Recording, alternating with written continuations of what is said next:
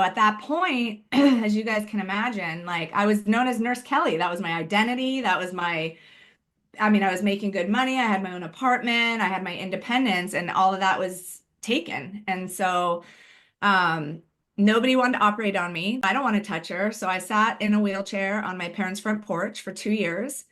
And I think that's when I started taking all of those, everything, right? And I realize it now. I didn't realize it at the time. I was taking it more for the emotional pain than I was for the physical pain.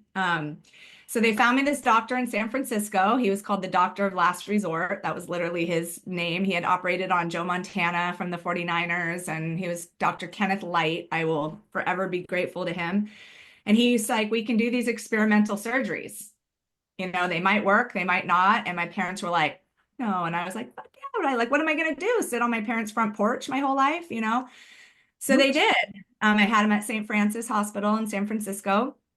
And it was a 2-day surgery. They went through my back and took out my vertebrae, went through my stomach and, clipped in vertebrae. They called me the Bionic Woman. I walked the next morning.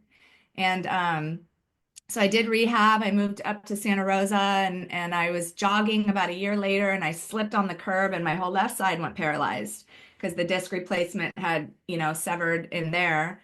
And so they went in and they rebuilt my spine and fused it together and took bone from my hip. I mean, it was just this whole big process. So long story short, too late. Over the course of 8 spinal surgeries, and 8 years of just heavy addiction from fentanyl patches to Oxycontins to everything, I just developed a severe opiate addiction and made very poor choices in my addiction, very poor choices.